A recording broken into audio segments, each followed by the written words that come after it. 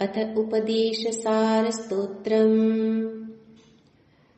कर्तुराज्ञया प्राप्यते फलम्, कर्म किं परम् कर्म तज्जडम्। कृतिमहो दधौ पतनकारणम्, फलमशाश्वतम् गतिनिरोधकम्। ईश्वरार्पितम् नेच्छया कृतम्, चित्तशोधकम् मुक्तिसाधकम्। कायवाङ्मनः कार्यमुत्तमम्, पूजनं जपश्चिन्तनं क्रमात्। जगत ईषधीयुक्तसेवनम्, अष्टमूर्तिभृत्देवपूजनम्। उत्तमस्तवादुच्चमन्दतः, चित्तजं जपध्यानमुत्तमम्।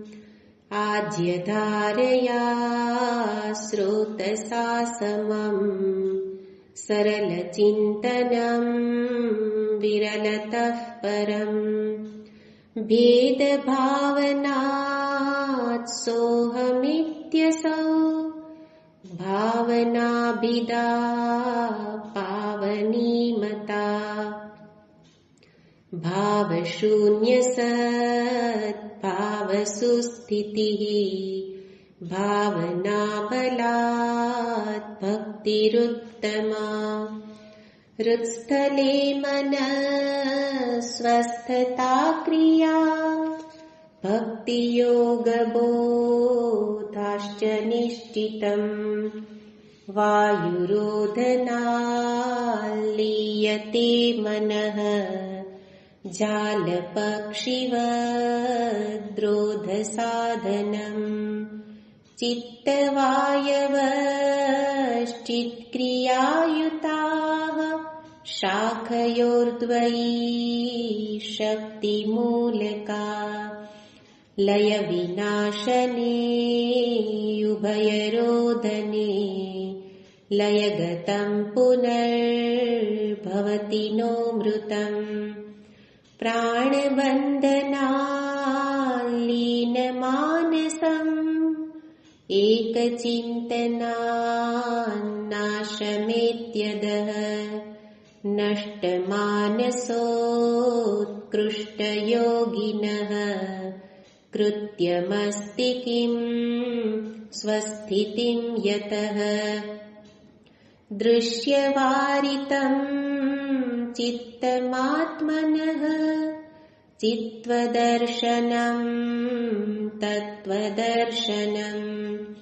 मानसं तु किं मार्गणे कृते, नैव मानसं मार्गार्जवात्। वृत्तयस्त्वहं वृत्तिमाश्रिताः, वृत्तयो मनो विद्यहं मनः।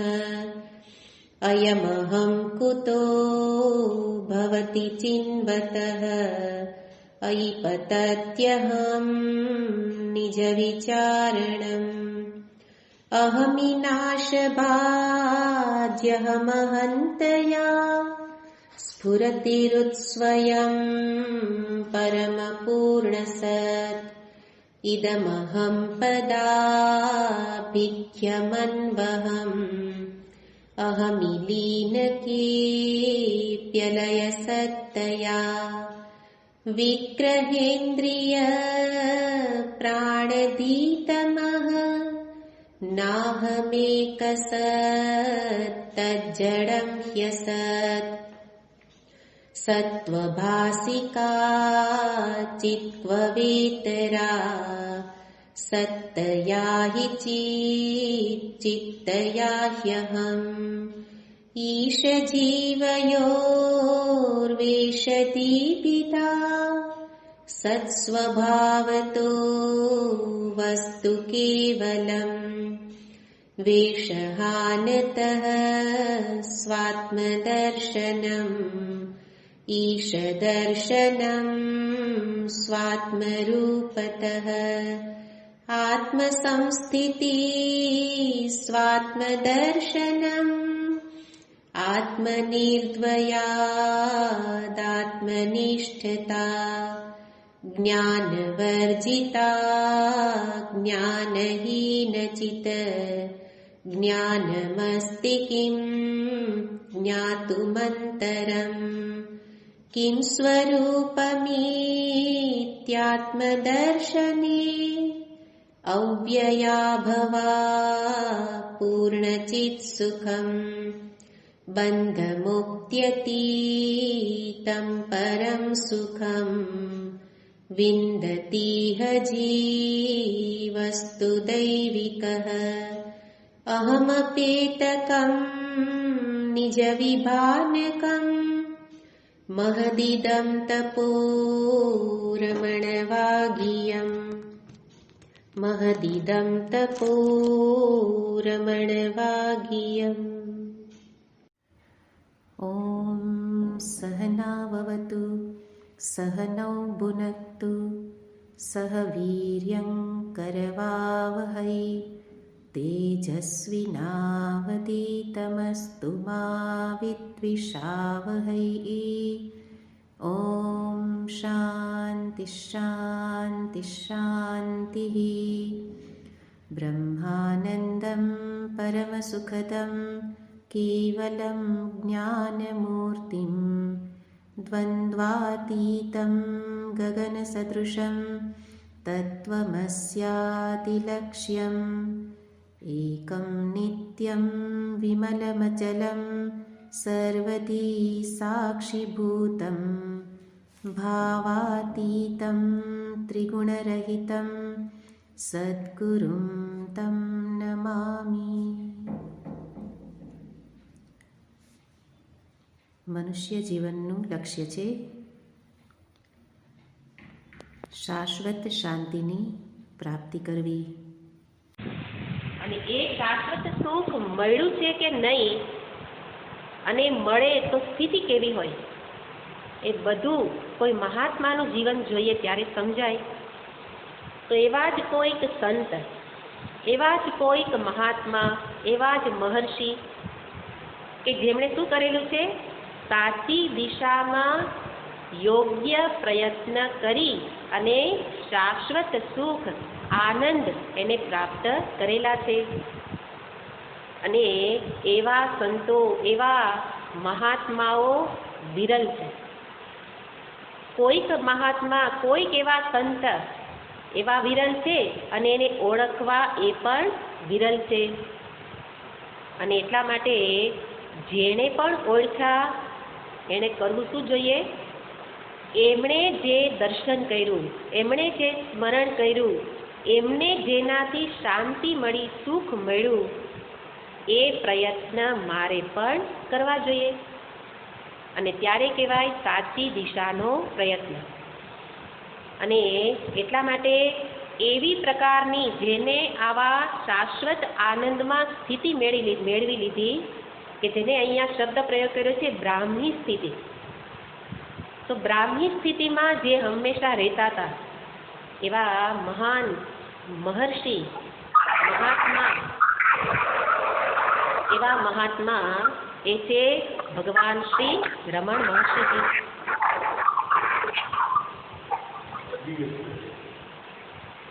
જેનો પણ ચાલતો હોય એ બંધ કરી દેજો. તો એ રીતે જે પણ અહીંયા દર્શાવવું એટલું જ છે કે રમણ મહર્ષિજીનું જીવન પણ આપણે જાણી લઈશું, એમણે કહેલા શ્લોક પણ જોઈ લઈશું, પણ આગળ જે ચર્ચા કરી એને યાદ રાખવાનું કે એના દ્વારા મારે શું કરવાનું છે એ મારે જાણવાનું છે. સુખની પ્રાપ્તિ કરવી છે, દુઃખની નિવૃત્તિ કરવી છે, પણ પ્રયત્ન ખોટી દિશાના છે. માટે સાચી દિશા જાણવા માટે મારે રમણ મહર્ષિજીનું જીવન જાણવું જોઈએ. અને એના માટે આપણે પહેલાં એમના જીવન વિશે થોડી વાત કરીએ. કે મહાત્માઓના જીવન કેવા પ્રકારના હોય. મહાપુરુષોના જીવન ચરિત્ર આપણે ઘણા વાંચતા હોઈએ, પણ આપણે અંતે પછી શું વાક્ય બોલતા હોય? બહુ મહાન, કેટલું કષ્ટ સહન કર્યું, કેટલી તપસ્યા કરી, પણ એનાથી મને શું ફાયદો છે? એટલા માટે મહાત્માઓના જીવન ચરિત્ર જાણી અને એમાંથી મારે શું શીખવાનું એ પણ સાથે સાથે યાદ રાખવાનું છે. તો ભગવાન શ્રી રમણ મહર્ષિજી, એમની વાત કરીએ તો એમના જીવન વિશે જાણીએ તો દક્ષિણ ભારતમાં થયેલા એ સંત હતા. દક્ષિણ ભારતમાં તમિલનાડુ એ રાજ્ય છે. તમિલનાડુ રાજ્યના રામનદ જિલ્લો, અને એમાં એક નાનું એવું ગામ તિરુચુઝી, આપણે તો આવા નામ પણ જાણતા ન હોઈએ, તિરુચુઝી એવું નાનું એવું ગામ હતું. અને એ ગામમાં એ રહેતા, એમનો જન્મ ત્યાં થયેલો. અને જન્મ થયેલો છે 30મી ડિસેમ્બર 1879, એક સદી પહેલા. તો 30મી ડિસેમ્બરે જન્મ થયો. અને પિતાનું નામ હતું શ્રી સુંદરમ. બે ભાઈઓ, ભાઈ એક મોટા હતા નાગા સ્વામી, અને ભગવાન રમણ મહર્ષિજીનું બાળપણમાં નામ હતું વેંકટરમણ. વેંકટરમણ મોટા ભાઈ નાગા સ્વામી, અને પિતાજી હતા વકીલાત કરતા હતા, વકીલ હતા. અને એટલે એ જમાનામાં વકીલ હતા એટલે જીવન બધાનું સુખમય, નાના ગામમાં બધા સુખેથી રહેતા હતા. અને એ રીતે આ એમનો જન્મ વિશે જ્યારે આગળ જતા મહર્ષિજીને પૂછવામાં આવે જન્મ દિવસ ઉજવવા વિશે, તો એક વાક્ય કહેતા કે જન્મ દિવસ કયો કહેવાય? તો કહેતા કે જ્યારે જ્ઞાનોદય થયો એને સમજવું જન્મ દિવસ. જે દિવસે જ્ઞાનોદય થાય, બાકીના જન્મ દિવસ તો આપણે આ હાડકામના શરીરના ઉજવીએ છીએ. અને એટલા માટે એમના આવા એક બહુ લાંબા ઉપદેશ નહોતા આપતા, પણ આવા નાના નાના વાક્યો જીવનમાં બહુ ઉપયોગી હતા. તો એવા બાળપણથી જ એ વિચારસરણી ધરાવતા. અને એ રીતે હંમેશા જોવા મળતું હોય એમ કે સંતો મહાત્માઓ એમના જીવનમાં કોઈકને કોઈક એવી કોઈક વિકટ પરિસ્થિતિ કે કોઈ જીવનમાં એવી આફત કે વિપત્તિ આવતી હોય, વિઘ્ન આવતું હોય, અને ત્યારે એ ભાંગી પડવાને બદલે, એ નિષ્ફળ જવાને બદલે એમાંથી બોધપાઠ લઈ અને એને જીવનની દિશા બદલી દેતા હોય. અને એવું જ વેંકટરમણના જીવનમાં થયેલું. બાળપણમાં જ જ્યારે પ્રાથમિક શાળામાં જ અભ્યાસ કરતા હતા ત્યારે એમના પિતાનું અકાળે અવસાન થઈ ગયું. અને પિતાની છત્રછાયા તો ગુમાવી દીધી બાળપણથી. એટલે એમને બહુ એક આઘાત લાગેલો. પણ તરત જ પૂર્વના એવા દ્રઢ સંસ્કાર હતા કે આઘાતમાંથી બહાર નીકળી ગયા. પણ એ આઘાતમાંથી બહાર નીકળી અને એ જ વખતે પૂર્વના પ્રબળ સંસ્કાર વશાત એમના મનમાં એક વિચાર આવી ગયો કે આ એક સ્થૂળ પિતા તો જતા રહ્યા, પણ હવે મારા પિતા તો અરુણાચલ ભગવાન, અરુણાચલ એ મારા પિતા છે. અરુણાચલ વિશે ક્યાં આવ્યું ને શું છે ને કાંઈ ખબર નહોતી. પણ જેમ આપણે કહીએ ને કે આ ક્યાંય સાંભળ્યું નથી ને કેમ આમ બોલે છે, ઘણીવાર આપણા જીવનમાં હોય. એવી જ રીતે એમણે પણ અરુણાચલ શબ્દ યાદ આવી ગયો. અરુણાચલ મારા પિતા છે. અરુણાચલ પર્વત છે દક્ષિણમાં, તો અરુણાચલ મારા પિતા છે. અને એટલે દેવી પિતા એની પાસે જવાની મનમાં ધૂન ચડી ગઈ. હવે મારે ત્યાં જવું છે, પણ ખબર નથી કઈ દિશામાં આવ્યું છે, ક્યાં છે. અને એટલે સતત કાલ્પનિક દુનિયામાં જીવવા લાગ્યા કે મારા પિતા આ છે, અરુણાચલ ભગવાન પર્વત એ મારા પિતા છે. અને અચાનક એક દિવસ કોઈ અતિથિ એમના ઘરે આવે, અને અતિથિ એને કોઈ કહે છે કે વાતમાં ખબર પડી કે અતિથિ અરુણાચલથી આવતા હતા. આ બધું ભગવાનની યોજના છે.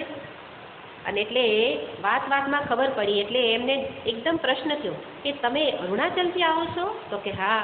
ક્યાં આવ્યું? તો કે અહીંયા તિરુવન્નુમલાઈ છે ને, તિરુવન્નુમલાઈ એ એમનું એક શહેર કહેવામાં આવે છે, એક પ્રાંત, એ દેશ, પેલો એક સ્થાન. અને ત્યાં અરુણાચલ પ્રદેશ કહેવાય, એ આખા પ્રદેશને અરુણાચલ કહેવાય છે, કારણ કે અરુણાચલની પર્વતમાળાઓ આજુબાજુ રહેલી છે. અને આગળ એમણે એ પણ બતાવ્યું કે અરુણાચલને તો દક્ષિણના કૈલાસ રૂપે કહેવામાં આવે છે, દક્ષિણનો કૈલાસ કહેવાય છે.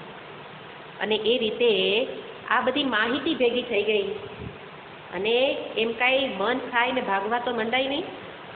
એટલે રોજ રોજ ઈચ્છા કરે કે જવું છે તો અરુણાચલ, કેમ જાઉં? અને એટલે મનમાં સતત એની જ કલ્પનાઓમાં એ જીવન પસાર કરતા હતા. પ્રાથમિક અવસ્થામાં તિરુચુંજીમાં એમનું શિક્ષણ થયું અને એના પછી હવે પિતાજી જવાથી કાકાના ઘેરે મદુરાઈ, જેમ આપણા જાણીતું મદુરાઈ છે મીનાક્ષી મંદિર, ત્યાંનું મોટું મંદિર છે, તો કાકાને ત્યાં મદુરાઈ રહેવા માટે બધા જાય છે. અને માધ્યમિક શાળાનું શિક્ષણ એમણે ત્યાં લીધું. પણ હવે અભ્યાસમાં રસ પડતો નથી. તીવ્ર મેધાશક્તિ, યાદ શક્તિ બહુ તીવ્ર હતી, એક વખત વાંચે અને બધું યાદ રહી જાય. પણ હવે એમાં રસ નથી, કારણ કે એ અભ્યાસ મારે જોઈએ છે તે અપાવી શકે એમ નથી. અને એટલા માટે મનમાં સતત કલ્પનામાં જ રહેતા કે મારે આ રીતે અરુણાચલ જવું છે. તો માધ્યમિક શાળાનું શિક્ષણ એ રીતે ત્યાં મદુરાઈમાં લેવામાં આવ્યું. એમના જીવનમાં એક આદત હતી કે એને ઊંઘ બહુ, સતત ઊંઘમાં જ રહે. અને ઊંઘમાં રહે અને એટલી બધી ઊંઘ કે ઊંઘમાં ચાલતા હોય, ઊંઘમાં બહાર પણ નીકળી જાય. ઊંઘમાં બહાર નીકળી જાય એટલે ઘણી વખત એના મિત્રો બધા મશ્કરી કરવા શું કરે, સૂતા હોય ત્યારે ઉપાડીને બહાર મૂકી આવે અને પછી એની હારે બહુ મશ્કરી કરે. પણ પેલાને તો કાંઈ ખબર ન હોય. એટલે જે પાછળથી કહેવામાં આવતું કે નાનપણમાં જે ઊંઘમાં રહેતા હતા એ વાસ્તવમાં ઊંઘમાં નહોતા, એ યોગ સમાધિમાં હતા, પણ એ સુષુપ્ત દશામાં હતી સમાધિ. અને એટલે એવી સમાધિમાં હતા કે એને દેહનું ભાન જ નહોતું રહેતું. પણ એ વખતે એવી કોઈ ખબર નહોતી. બસ બધાને એમ થાય કે આ કોઈ ગેબી રહસ્યમય વસ્તુમાં એ વિચારમાં રહે છે. એટલે કોઈ એને જ્ઞાની યોગી એમ મસ્કરી કરે, જો યોગી આવ્યો, જો જ્ઞાની આવ્યો. હંમેશા એટલે સમાધિ દશામાં એટલે વિચારમાં જ રહેતા હતા. અને એટલે આ નાનપણમાં બહુ રમતિયાળ અને વિનોદ વૃત્તિ, હસવાના હસમુખા સ્વભાવના હતા. એટલે એને હસવામાં લઈ લે, એને મસ્કરી ન લાગે. અને એટલે એ રીતે વિચાર કરે. શું વિચાર કરે? આપણે કંઈ અમે વિચારમાં જોઈએ. વિચાર કરીએ તો અમને નથી ખબર પડતી બાજુ કોણ નીકળી ગયું. પણ એમના વિચારમાં અને આપણા વિચારમાં શું ભેદ છે એ વિચાર કરતા. એમના જીવનમાં આ એક મુખ્ય વિચાર હતો, હું કોણ છું. સતત ખોજ, આત્મખોજ કરતા. એટલા માટે આંતરનિરીક્ષણ એ એમના જીવનનું એક સાધન હતું, જેણે એને મહાસમાધિ સુધી પહોંચાડ્યા. આંતરનિરીક્ષણ એટલે આપણે પણ કહેતા હોઈએ કે આંતરનિરીક્ષણ કરો, અંતરમાં ક્યાં દોષ છે. તે પ્રારંભિક અવસ્થા છે આંતરનિરીક્ષણની. આંતરનિરીક્ષણ દ્વારા એ છેક ત્યાં સુધી પહોંચ્યા. આંતરનિરીક્ષણ આ કેવા પ્રકારનું કરતા હતા કે હું કોણ છું. જેમ ભજગોવિંદમમાં શંકરાચાર્યજી મહારાજે કહેલું, કોહમ કુતાયાત કામે જનની કોમે તાત. હું કોણ છું, ક્યાંથી આવ્યો છું, એ જ વસ્તુ મહર્ષિજી વિચારતા કે હું કોણ છું, હું ક્યાંથી આવ્યો, હું ક્યાં જવાનો છું, હું આ શેમાં અટવાઈ ગયેલો છું. આપણને થાય મહર્ષિજી વિચારે, આપણે નહીં. આપણે વિચારવાના આ બધા પ્રશ્ન છે. વિચાર શું કરવો, તો કે આ વિચાર કરવાનો. ઉપદેશમાં પણ છેલ્લે આ જ શીખવતા કે વિચાર કરો, હું કોણ છું. અને ત્યારે વિચાર કરતા કરતા અંતે પોતાના આત્મ સ્વરૂપ સુધી પહોંચી શકતા. અને એટલે આ બધું તો એમના જીવનના આગળની અનેક જન્મોની સાધનાનું પરિણામ હતું. આ કાંઈ એક જન્મની સાધના નહોતી. અને એટલે પૂર્વના એવા આ પ્રકારના દ્રઢ સંસ્કાર સાધના હતી કે જેથી કરીને એ આ પ્રકારે વિચાર કરતા. અને એને એવા ચમત્કારિક અનુભવો પણ બહુ થતા. એક અનુભવને વારંવાર બતાવતા હોય છે કે એક વખત હું સાવ નિરોગી સ્વસ્થ હતો શરીરથી, પણ સ્વસ્થ શરીર હોવા છતાંય મને એકદમ એવો ભય લાગવા લાગ્યો કે હું રોગગ્રસ્ત થઈ ગયો છું. અત્યારની પરિસ્થિતિ કોરોનામાં આપણને શું થાય કે બાજુવાળાને કોરોના આવે તો મને શું થવા લાગે, મને કોરોના છે, મને કોરોના છે.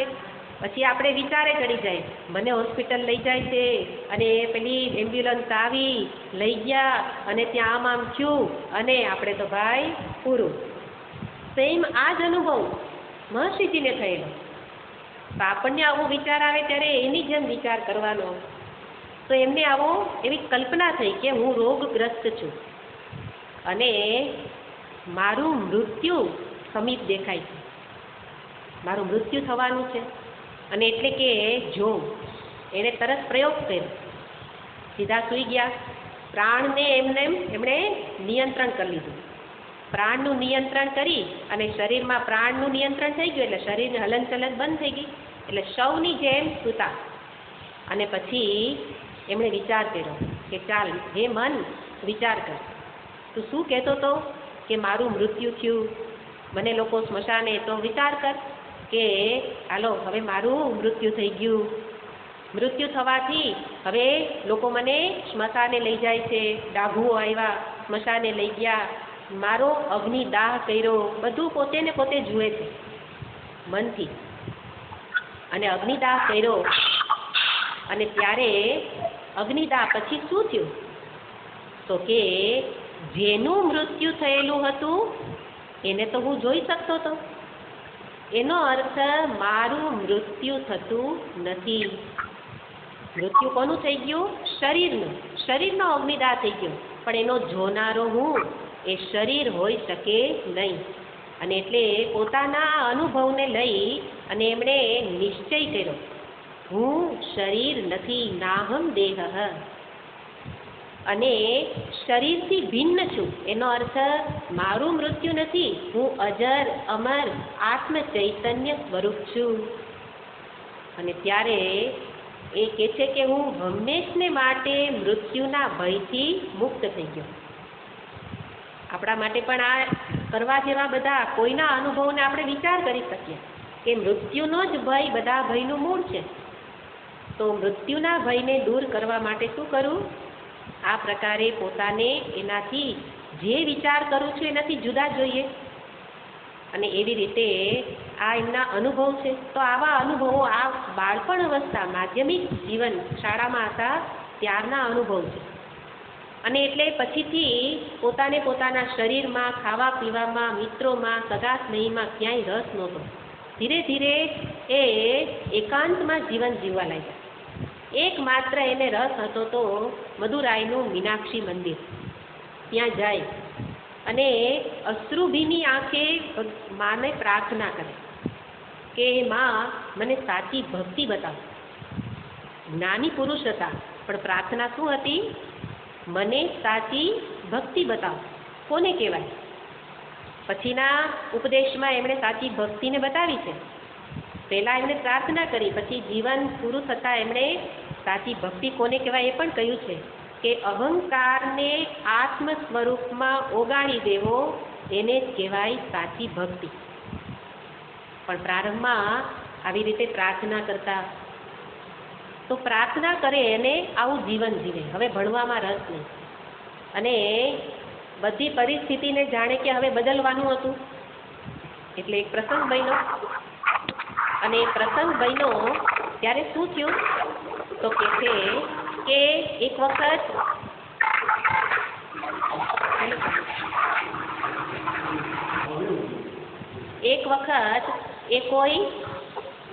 કોઈ પુસ્તક એટલે ઇંગ્લિશ ગ્રામર ભણતા હતા. એટલા માટે જેનું પણ ચાલુ છે એ બંધ કરજો. દિવ્યેશભાઈ થોડું ધ્યાન રાખજો. તો આ રીતે એક વખત એ બેઠા હતા અને બેઠા હતા ત્યારે ઇંગ્લિશ ગ્રામરનો અભ્યાસ કરતા હતા. હાથમાં પુસ્તક લીધી, પણ ભણવામાં તો રસ પડતો નથી. 2-5 પાના આમ ને 2-5 પાના આમ ઉથલાવી અને એમણે શું કર્યું? પુસ્તકને કરી બાજુમાં અને આ અંદરના પાનાઓ બધા છૂટા પડી ગયા અને પાનાઓ બધા વેર વિખેર આજુબાજુ પડ્યા છે. અને તો એકદમ આંખો બંધ કરી અને સમાધિમાં બેસી ગયા. એટલે પોતાના વિચારમાં જે હું કોણ છું એ આત્મવિચાર, આત્મખોજ એ જ એની ચાલતી હતી. અને એ વિચારમાં બેસી જવાથી એ જ વખતે એક તો આવી સ્થિતિ હતી એટલે પહેલેથી એના કાકા અને વડીલો અને મોટાભાઈ એ બધા જ એની ઉપર એક તો પ્રતિક્રિયા એમની બહુ ઉગ્ર હતી. અને એમાં આવી રીતના બેઠેલા અને ત્યારે જ બરાબર મોટાભાઈ નાગાસ્વામી એ આવે છે. જોયું કે ચારે બાજુ આ રીતે પુસ્તક બધા પાના બધા વિખેરાયેલા પડ્યા છે ને આ ભાઈ આંખો બંધ કરીને બેઠા છે.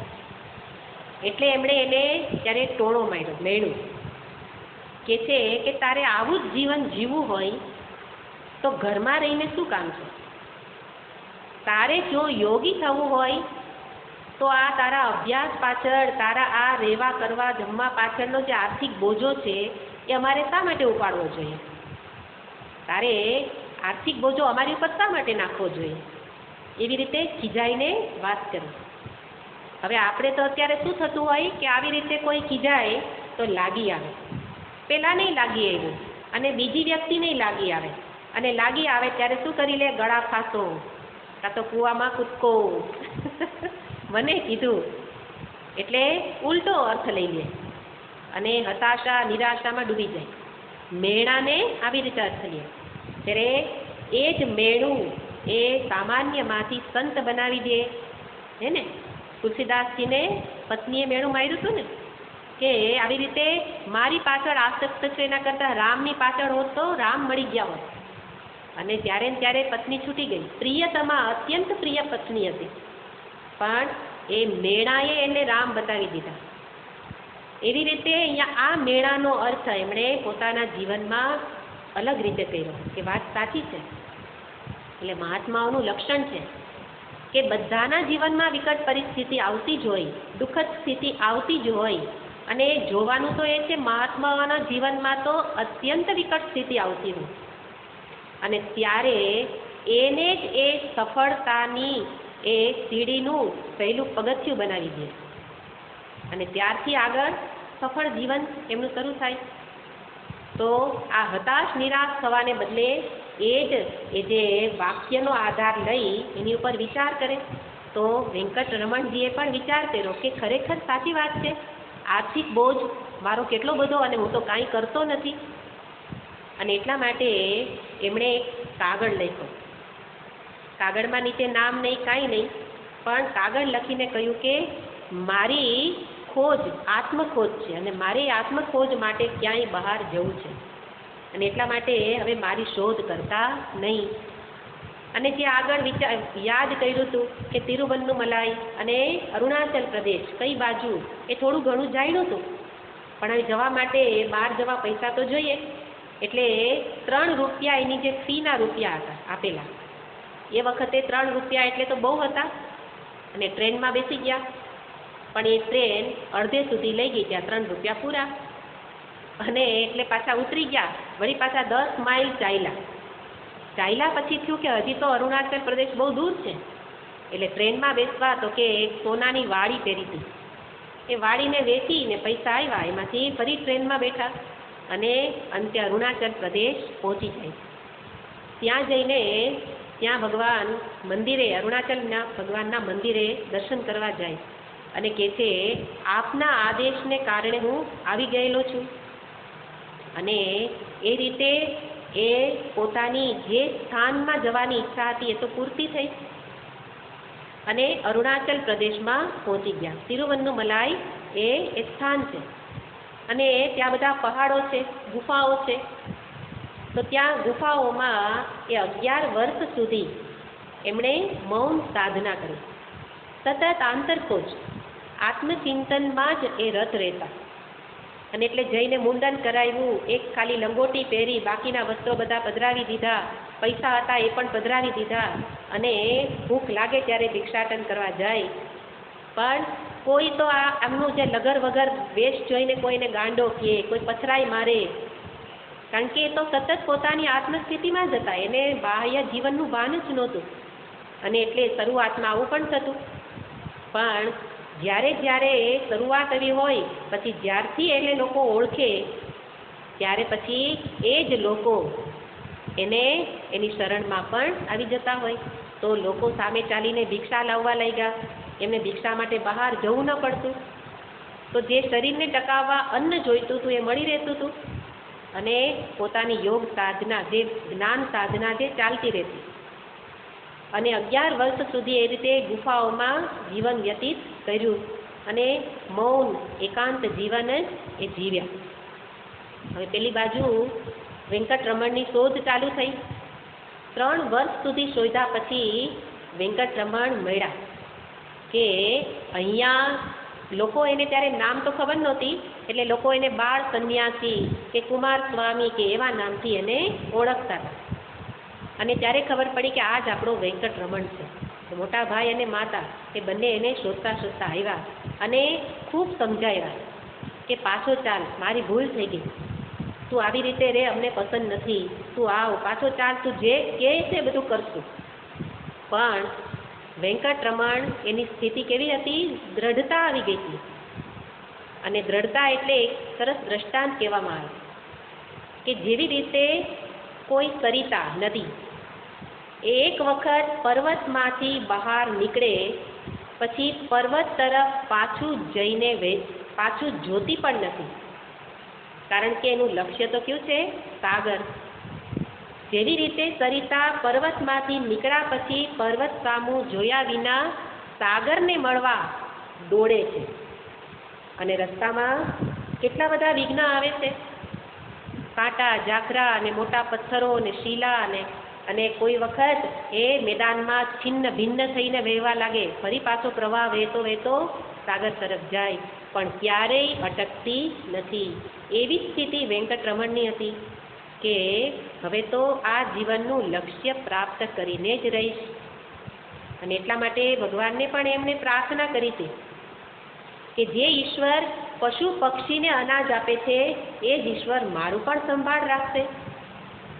અને એટલા માટે મહાત્માઓને પોતાની સલામતીની ચિંતા ક્યારેય થતી નથી, કારણ કે જે સમગ્ર સૃષ્ટિનું સંચાલન કરે છે એની શરણમાં હોય એને પોતાની સલામતીની શું ચિંતા હોય.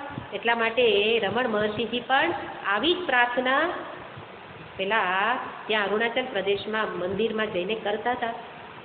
અને ભાઈઓને ને માતાને ના પાડી. અને એનો ફળ શું, એનો પ્રભાવ શું થયો કે થોડા વર્ષો પછી મોટા ભાઈ તો પરિણીત હતા, પણ એ પણ આવીને આશ્રમમાં આવીને રહ્યા, સંન્યાસી બન્યા મોટા ભાઈ. અને પછીથી રમણાશ્રમ તો અત્યારે ખૂબ વિકસિત થઈ ગયેલો છે. તો એમણે રમણાશ્રમની અંદર કાર્યભાર સંભાળ્યો મોટા ભાઈએ. અને માતા પણ થોડા વર્ષો પછી એ ભગવાન વેંકટરમણની સાથે આવીને રહ્યા. અને માતા કહેવાય છે કે એમણે જ્યારે ગૃહ ત્યાગ કર્યો ત્યારે 16 વર્ષના હતા. અને એની સાલ હતી 1896. 29 ઓગસ્ટને 1896 એ ગૃહ ત્યાગ કર્યો હતો. અને 1 સપ્ટેમ્બરે ત્યાં પહોંચ્યા હતા 2 દિવસમાં. અને 1896 પછી 2011 પેલા 1911 એ સાલમાં માતા એમની સાથે રહેવા આવ્યા. 1916માં 1916માં રહેવા આવ્યા. 1922 એટલે 16 થી લઈને 22 એટલા વર્ષો સુધી માતા આ વેંકટરમણની સાથે જ રહ્યા છે. ભગવાનની કૃપાથી 2 વખત રમણાશ્રમ જવાનો મને લાભ મળ્યો છે. અને માતા ક્યાં રહેતા હતા, ભગવાન રમણ મહર્ષિજી શું વિચરણ કરતા, એમની સ્થિતિ કેવી હતી, આ બધું જ કોઈ મહાત્માઓની સાથે ચાલીને આ બધું જાણવા મળ્યું. અને એટલે તાદૃશ થાય કે કેવું એમનું જીવન હતું. અને એવી રીતે 11 વર્ષ સુધી મૌન સાધના કરી. અને પછી લોકો જેમ જેમ ખ્યાતિ ફેલાતી જાય એમ લોકો આવીને મળવા લાગતા હોય. અને મળવા લાગે ત્યારે પછી મહાત્મા ક્યારેય પણ ઉપદેશ નહોતા આપતા. લોકો આવીને બેસે અને પોતે હંમેશા મૌન સ્થિતિમાં હોય. કોઈને પ્રશ્ન થાય, પૂછે તો એનો ઉત્તર આપે. અને ઉત્તર પણ હંમેશા એક સરખો જ હોય. કોઈ પૂછે તો એનો ઉત્તર બતાવે.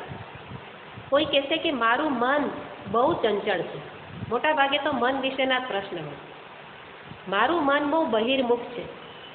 તો ઉત્તર શું આપે કે મન જ્યાં બહાર જાય છે એના કારણની શોધ કરો. મનને બહાર લઈ જનારું કોણ છે? મનને જે બહાર લઈ જનાર છે એ જ હું. એટલે હંમેશા હું કોણ એના જ વિશે એના દરેક પ્રશ્નની અંદર સમાધાનમાં હું કોણ વિશે ઉત્તર આવતો. હું કોણ વિશે આત્મખોજ કરો તો બધી જ સમસ્યાઓનું સમાધાન થઈ જશે. અને એવી રીતે આ પ્રશ્નોત્તરી રૂપે ઉપદેશ આપતા. અને એ જમાનાના એક મહાન ગણપતિ સ્વામી, ગણપતિ કવિ, કાવ્યકંઠ ગણપતિ એ થઈ ગયા. એ વખતે બહુ મહાન વિદ્વાન હતા. અને એ એક વખત એમની પાસે આવ્યા.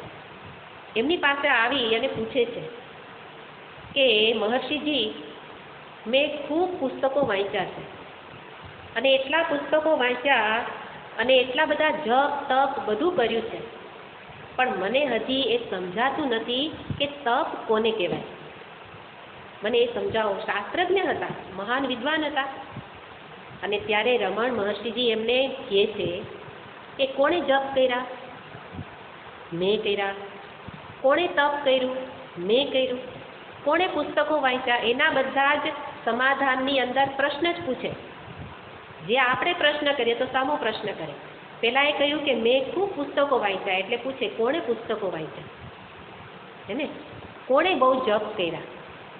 જેણે જપ કર્યા, પુસ્તકો વાંચ્યા, એની ખોજ કરો. અને એની ખોજ એટલે હું કોણની ખોજ. અને અંતે એ બધા જ તપ, આ હુંને જાણવું એ જ મહાન તપ છે. તપ આલોચને ઉપનિષદ પણ બતાવે છે. હું વિશે એટલે આત્મા વિશે, હું એટલે આત્મા, પોતાના વિશે, સ્વ સ્વરૂપ વિશે જાણવું, એના વિશે ચિંતન કરવું કે છે એ જ મહાન તપ છે. એટલે વિચાર એ વિચાર રૂપી તપ. શ્રવણ અત્યારે આપણે શું કરીએ છીએ? તપ છે. આત્મ સ્વરૂપ વિશે વિચાર કરવો એને શું કહે છે? તપ. અને ત્યારે એમનાથી એ કવિ ખૂબ પ્રભાવિત થઈ ગયા અને એ નિત્ય નિરંતર એમની પાસે આવવા લઈ ગયા. બે વચ્ચે જ્ઞાન ગોષ્ઠી થતી. પેલા એમની શાસ્ત્રની ભાષા એટલે વેદ ઉપનિષદ બધું જાણતા હતા અને એ ઉપનિષદ વેદ શાસ્ત્રની ભાષાને એ મહર્ષિજી સાથે વાત કરે. મહર્ષિજી એને આત્માનુભૂતિ વિશે વાત કરે. તો એમની આત્માનુભૂતિ એ શાસ્ત્રના શબ્દોથી જુદી નહોતી. એનો અર્થ શાસ્ત્ર અધ્યયન પૂર્વે કરીને આવ્યા હતા. શાસ્ત્ર અધ્યયન વિના તો આત્માનુભૂતિ સંભવ જ નથી. એટલા માટે તો શ્રવણ મનન નિધિધ્યાસન, પણ શ્રવણ મનન પૂરતા પ્રમાણમાં થયેલું હતું, પણ નિધિધ્યાસન અને સમાધિ અભ્યાસ હજી બાકી હતો. એટલે આ જીવન મળેલું હતું.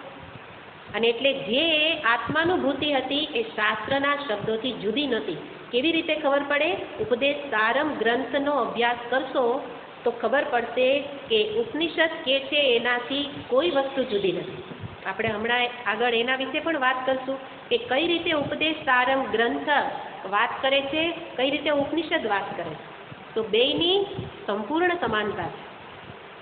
એટલે એવી રીતે શાસ્ત્રજ્ઞ હતા જ, પણ આ જન્મમાં એને અભ્યાસની આવશ્યકતા નહોતી. તો એ રીતે ગણપતિ કવિએ ત્યારથી બધા એમને કુમાર સ્વામી કે બાળ સ્વામી કે બાળ સંન્યાસી કહેતા હતા કે ત્યારે ખબર પડી કે એમનું નામ તો વેંકટરમણ છે. અને એટલા માટે એમને કહ્યું કે હવેથી કોઈ બાળ સ્વામી નહીં કહે, હવેથી મહાત્માજીને બધા કહેશે ભગવાન રમણ મહર્ષિ. તો નામાભિધાન એ ગણપતિ કાવ્યકંઠ ગણપતિ કવિએ કરેલું છે. અને એ રીતે ત્યાં જ અરુણાચલ પ્રદેશમાં જ એમણે 54 વર્ષ સુધી ત્યાં જ એ પોતાની સમાધિ અભ્યાસ બધું ત્યાં જ કર્યો. અને 54 વર્ષ ત્યાં રહ્યા. 16 વર્ષ તો પૂર્વે જીવન જીવીને આવ્યા હતા. અને એવી રીતે 1950 એટલે બહુ સમય હજી ગયેલો નથી. 1950 14મી એપ્રિલ 1950 એમની મહાસમાધિ થઈ. અને મહાસમાધિ પૂર્વે એમને એક રોગ લાગુ પડેલો હતો, કેન્સર. અત્યારે તો કેન્સર એ કેન્સર નથી, અત્યારે તો કેન્સરની દવા છે, પણ ત્યારે તો કેન્સર એટલે કેન્સર, ત્યારે એનો કોઈ ઉપાય જ નહોતો. પણ એવી અવસ્થામાં પણ અત્યારે જેમ કહે ને કે ભાઈ એમને કોઈ પણ જમ્સ લાગી જાય, કોઈ નજીક જવું નહીં, એવી સ્થિતિ એમની હતી. તો ડૉક્ટરો એમના ભક્તોને નજીક આવવા ન દે, પણ મહર્ષિજી કહેશે કે બહાર ખાટલો ઢાળો, હું તો ત્યાં જઈને બેસું, અને ભક્તોની વચ્ચે જઈને બેસે. અને ડૉક્ટરો કહે તો કે દવા તમે કરો, જેની દવા તમે કરો છો એની દવા તમે ચાલુ રાખો, મારે આ શરીર સાથે કોઈ સંબંધ નથી, તમે આ શરીરની સંભાળ લ્યો, હું તો જેની સંભાળ લેવાની છે લઉં છું. અને એટલે નિત્ય શરીરથી પોતાને ભિન્ન જ જોતા હતા. એટલે કેન્સરની અથાગ પીડા પણ, અસહ્ય પીડા પણ એમને પીડાકારી બનીને, પીડા તો થતી હોય પણ એનાથી તાદાત્મ્ય છૂટી ગયેલું હતું.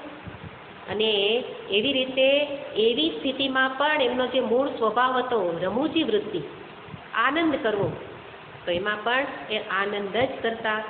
અને એવી રીતે એમની મહાસમાધિ થઈ 1950ની સાલમાં. તો આ એક આખું એમનું જીવનની રૂપરેખા છે. એમના જીવનને જાણવાથી એમના પ્રત્યે અહોભાવ થાય, પણ એમના જીવનમાંથી જે શીખવા જેવું છે, શું શીખવા જેવું છે, જે આગળની ચર્ચાનો પ્રારંભ કર્યો હતો કે આપણી દોડ શું છે, સુખની પ્રાપ્તિ. કેવું સુખ? શાશ્વત સુખ, શાશ્વત નિત્ય સુખની પ્રાપ્તિ, દુઃખની નિવૃત્તિ કરવી છે. એ ક્યાંય બાહ્ય પરિસ્થિતિ, વ્યક્તિ, વસ્તુથી થશે નહીં, કારણ કે બહાર કાંઈ રહેલું જ નથી. અને એટલા માટે જેમણે આંતર ખોજ કરી, તો એમનો મુખ્ય ઉપદેશ આ જ હતો, આંતર નિરીક્ષણ કરો, આંતર ખોજ કરો, આત્મખોજ કરો, પ્રશ્ન કરો, હું કોણ છું. મન જ્યારે વિચાર કરે, તો વિચાર કરે ત્યારે પ્રશ્ન કરો કે વિચાર ક્યાંથી ઉદ્ભવે છે. જેમ કેનોપનિષદમાં જોયું હતું કે શ્રોત્રસ્ય શ્રોત્રમ, કાન શ્રવણેન્દ્રિય શબ્દ સાંભળે છે, પણ એ શબ્દ સંભળાવનારની શક્તિ કોણ છે, કોણ સંભળાવે છે, ક્યાંથી શબ્દ ઉઠે છે. એ અધિષ્ઠાન તરફ દ્રષ્ટિ લઈ જાઓ તો જગત આખું કેવું લાગશે? આરોપિત લાગશે.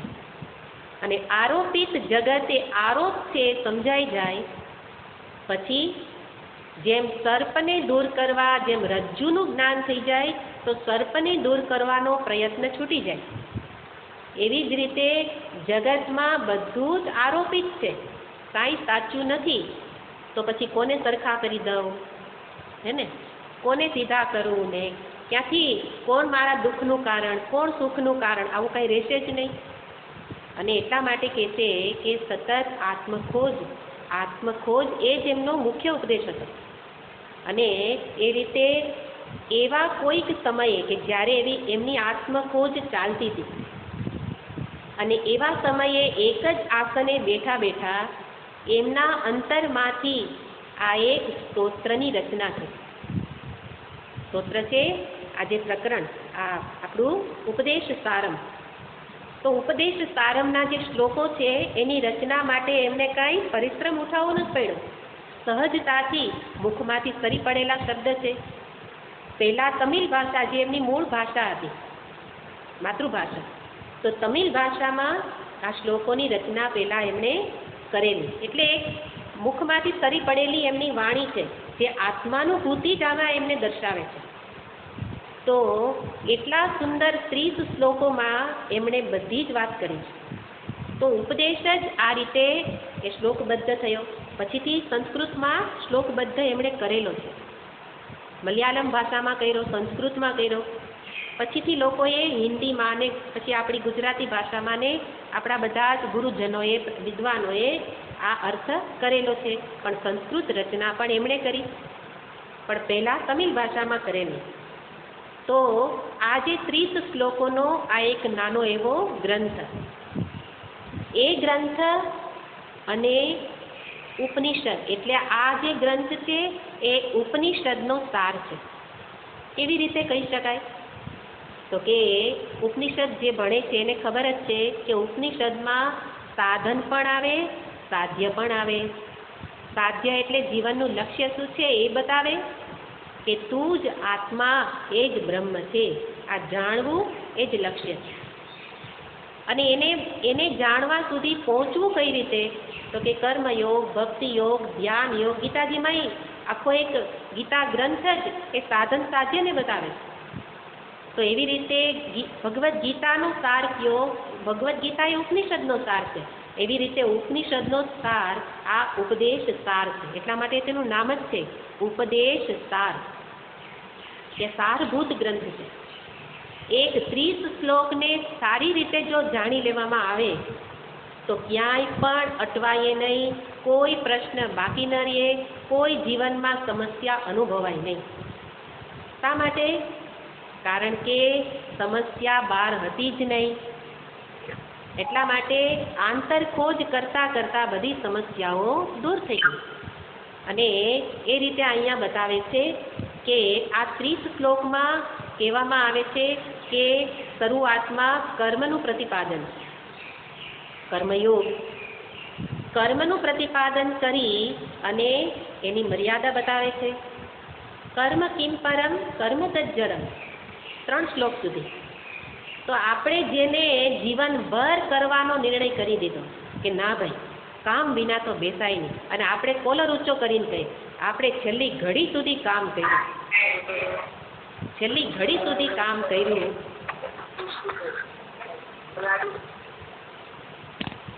તો કે છે કે આવી રીતે કર્મ જ અંતિમ માનનારા લોકોને, કર્મ જ અંતિમ માનનારા લોકોને અહીંયા બતાવે છે કે કર્મ તો જડ છે. આગળ વિસ્તારથી જોઈશું એને. કર્મ અંતિમ નથી. મર્યાદિત ફળ આપનારું કર્મ મને અમર્યાદિત અસીમ આનંદની પ્રાપ્તિ કેવી રીતે કરાવી શકે? એટલે કે ન જ કરાવી શકે. અને એટલા માટે કર્મની મર્યાદાને જાણવી જોઈએ. કર્મનો ત્યાગ નથી કીધો, પણ કર્મની મર્યાદા. અને એટલા માટે ખાસ કરીને આટલા એક સત્સંગના સમય સુધી તો આ મર્યાદાને જાણીને છોડી જ શકું, જો મર્યાદા જાણું તો, કે જે કરું છું એ કરીને મારે જોઈએ છે તે મળશે નહીં. અને એટલે કાંઈ નહીં તો બીજા સમયમાં તો કરવાનું જ છે, પણ કમસે કમ આ એક સત્સંગના સમય દરમિયાન કર્મને બાજુ પર કરી શકાય. કોણ કરી શકે? કર્મની મર્યાદા જે જાણી ગયેલું. તો 3 શ્લોકોમાં કર્મની મર્યાદા બતાવી. પછી ધ્યાન, કર્મયોગ, પછી ભક્તિ બતાવે છે. ઈશ્વર કોને કહેવાય? અને એ ઈશ્વર વિશેની વાતો 10 શ્લોક સુધી કરી છે. પછી ધ્યાન વિશેની વાત છે 16 શ્લોક સુધી, અને 28 શ્લોક સુધી જ્ઞાન, આત્મખોજ વિશેની વાત છે, કે જે જીવનનું લક્ષ્ય છે, આત્મખોજ, આત્મવિચાર. પણ ત્યાં સુધી સીધા નહીં પહોંચાય. હું બ્રહ્મ કહેવાથી સીધા હું બ્રહ્મ વિશે જાણી નહીં શકાય. બ્રાહ્મણી સ્થિતિ નહીં થાય, શાબ્દિક જ્ઞાન થઈ જશે. એટલા માટે શરૂઆત કર્મથી. સારી રીતે કર્મયોગ ભાવનાથી કર્તવ્ય રૂપે જાણીને કરેલું કર્મ જ મને સાચી ભક્તિ કરાવી શકે. અને સાચી ભક્તિ ઈશ્વરને જાણીને થશે. ઈશ્વરને જાણીને સાચી ભક્તિ થઈ શકશે. અને એ ભક્તિ મને અંતે ધ્યાન, એટલે જે નિધિધ્યાસન અથવા તો એને ઉપાસના પણ કહેવામાં આવે છે અહીંયા, અને એ રીતે અંતે મને આત્મચિંતન સુધી મને અધિકારી બનાવે છે. તો એ રીતે અહીંયા બતાવે છે કે આ શ્લોકો એ સમગ્ર ઉપનિષદનો જ નિચોડ છે, નિષ્કર્ષ છે. જેમ કે વેદ, આપણા વેદ ગ્રંથ પણ શું બતાવે છે? મોટો ભાગ કર્મકાંડને બતાવે છે. અને કર્મકાંડ એ કર્મ કરતાં કરતાં જે નિષ્કામ કર્મ કરતા શીખો એ જ પછી ભક્તિ યોગનો અધિકારી, અને અંતે છેલ્લે જ્ઞાનકાંડ, ઉપનિષદ વિદ્યા, બ્રહ્મ વિદ્યા એનો અધિકારી બને. અને જ્ઞાનાદેવ તો કૈવલ્યમ, જીવન મુક્તિનો આનંદ તો જ્ઞાન પ્રાપ્તિથી જ થશે. તો જે વેદશાસ્ત્રની વાત છે એ જ વસ્તુ ઉપદેશ સારમ પણ બતાવે છે. અને એટલા માટે એના એક શ્લોકોને ખૂબ જાણવા જરૂરી છે. અને વિસ્તારથી આપણે જાણીશું. એના માટે ઉપદેશ સારમ જે આપણું ગ્રુપ છે એની અંદર આ મૂકેલા છે શ્લોકો, પેલું ઝેરોક્સ, અને એને સામે રાખી ન શકો તો આપણે જ્યારે શ્લોક બોલાશે ત્યારે સ્ક્રીનની સામે હું આ ઝેરોક્સને રાખીશ, તમે તમારે ત્યાંથી બેસીને બોલી શકશો. અને ખાસ કરીને જે વસ્તુ કહેવામાં આવે એને જીવનમાં ધારણ કરી શકાય એવી રીતના આ શ્રવણ આપણે કરવું. વિશેષ વાતને આપણે આવતા વખતે જોઈશું. થોડી સૂચના આપી અને પછી આપણે છૂટા પડશું. ઓમ પૂર્ણમદ પૂર્ણમિદં પૂર્ણાત પૂર્ણમુદચ્યતે પૂર્ણસ્ય પૂર્ણમાદાય પૂર્ણમેવાવશિષ્યતે.